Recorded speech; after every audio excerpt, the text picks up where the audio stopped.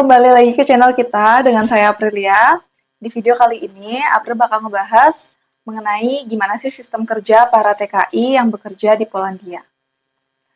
Oke, kalau sistem kerja di Polandia itu secara umum ada dua jenis. Yang pertama itu adalah sistem kerja di bawah agensi atau outsourcing, dan yang kedua adalah sistem kerja dengan direct langsung ke company, jadi nggak melalui agensi. Jadi istilahnya kalau orang bilang itu mandiri kayak gitu.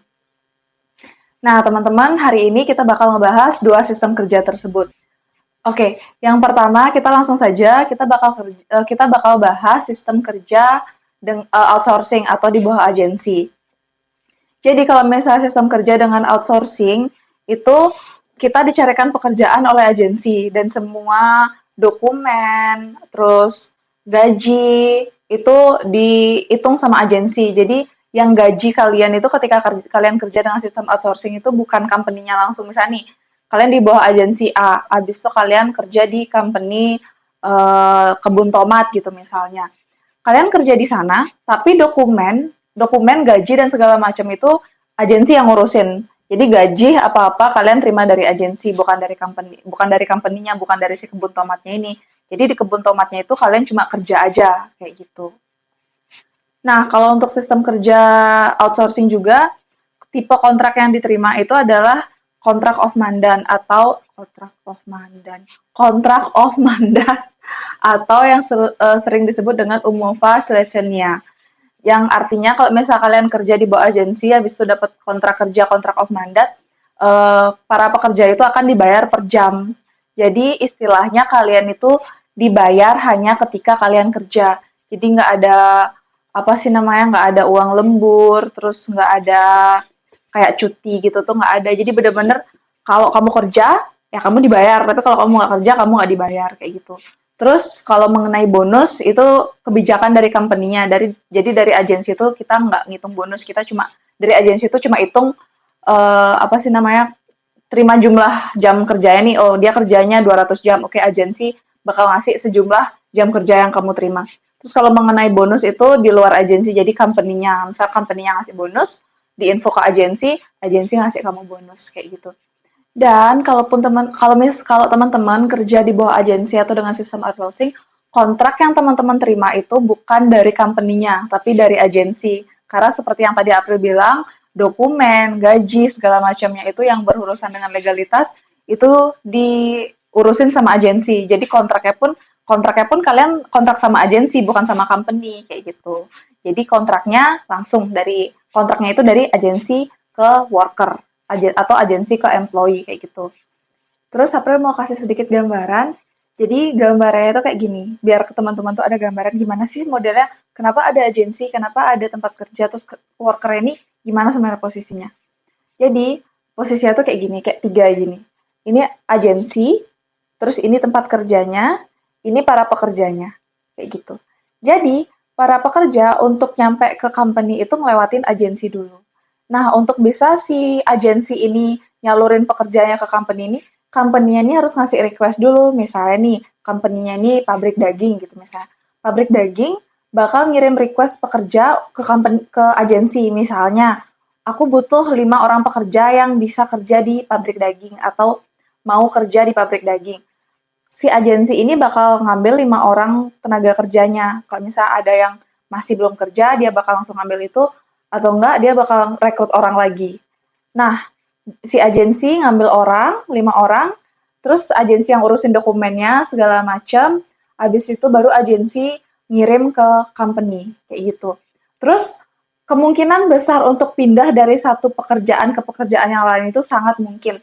Kenapa? Karena kadang-kadang beberapa tempat kerja itu dia hanya butuh orang untuk beberapa bulan aja. Misalnya nih, kayak contoh kebun beri misalnya, petik-petik buah beri. Kalau buah beri itu kan dia nggak berbuah yang sepanjang tahun, mungkin beberapa bulan aja. Contoh kayak mungkin 4 bulan, aku juga nggak tahu pasti sih. Jadi setelah 4 bulan itu para pekerja, misalnya nih kalau para pekerja yang lewat agensi setelah 4 bulan dia bakal ditarik, atau si kebun berinya ini bakal ngerilis pekerjaannya, bakal ngerilis para pekerjanya. Kenapa? Karena mereka udah nggak ada kerjaan lagi, berinya udah habis kayak gitu. Jadi kemungkinan untuk pindah dari satu kerjaan ke kerjaan lain itu sangat besar kalau misalnya di bawah agensi.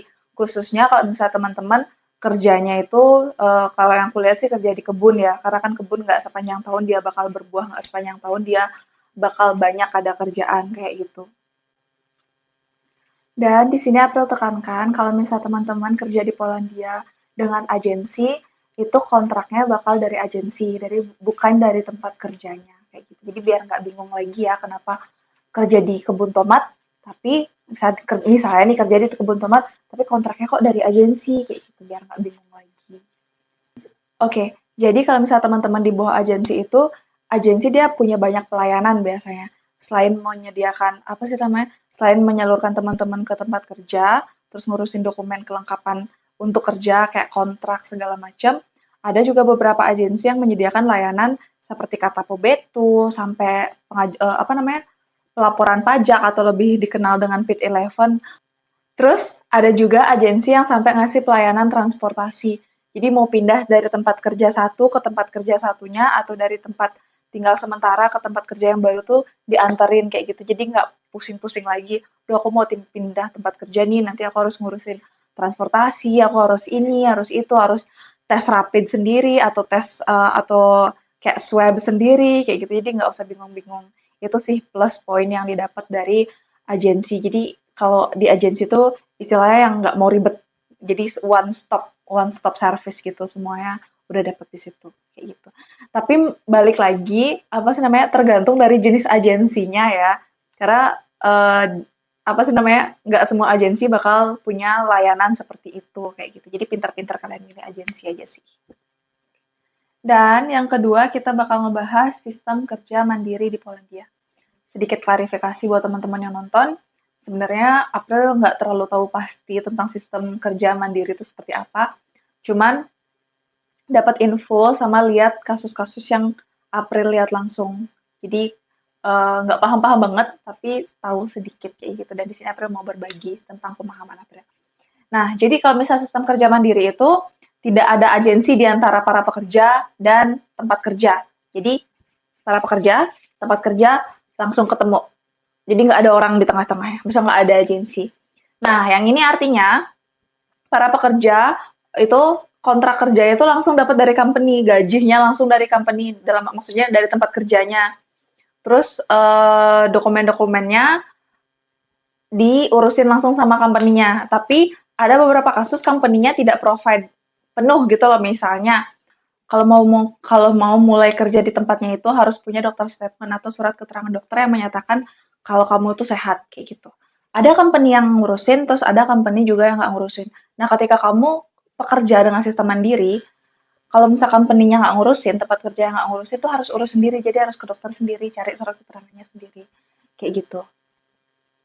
Terus yang lain lagi, kalau misalnya kerja mandiri itu, kalau misalnya tempat kerjanya menyediakan tempat tinggal, bisa langsung tinggal di situ.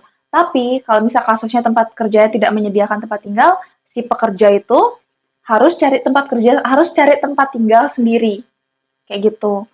Terus kalau bedanya sama agensi kan agensi yang nyariin tempat kerja, tapi kalau sendiri ya udah kamu urus sendiri, kamu cari tempat tinggal sendiri ketika tempat kerjanya nggak nyediain tempat tinggal. Oke. Dan begitu juga dengan transportasi. Kalau misalnya tempat kerjanya provide transportasi, bagus, jadi bisa langsung pakai fasilitas yang ada. Tapi kalau tempat kerjanya nggak provide transportasi, para pekerja atau kamu atau teman-teman yang kerja pakai sistem mandiri harus usahain transportasinya sendiri seperti itu. Terus kalau misalnya masalah gaji untuk teman-teman yang untuk sistem kerja mandiri itu tergantung dari kontrak yang diterima. Kalau misalnya dapatnya kontrak of mandat, ya sama, nanti gajinya bakal per jam. Tapi kalau dapatnya employment contract, itu nanti bayarannya per bulan dia, jadi nggak hitungan jam. Nah, jadi intinya itu sama kayak yang penyampaian aku tadi, kalau misalnya sistem mandiri, itu pekerja langsung direct sama tempat kerja. Oke.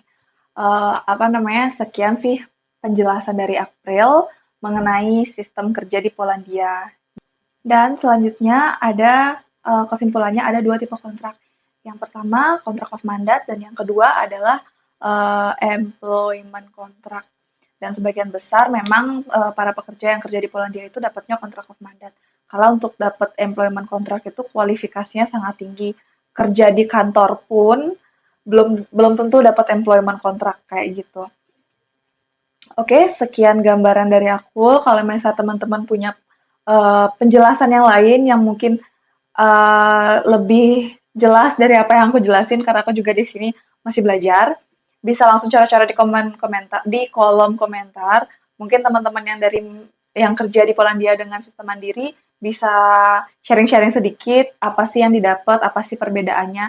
Terus teman-teman yang kerja dengan dengan sistem outsourcing atau di bawah agensi bisa sharing-sharing juga pengalamannya, karena tetap setiap orang itu beda-beda case-nya. Meskipun kamu mandiri, belum tentu kamu sama dengan orang lain yang sistem mandiri juga.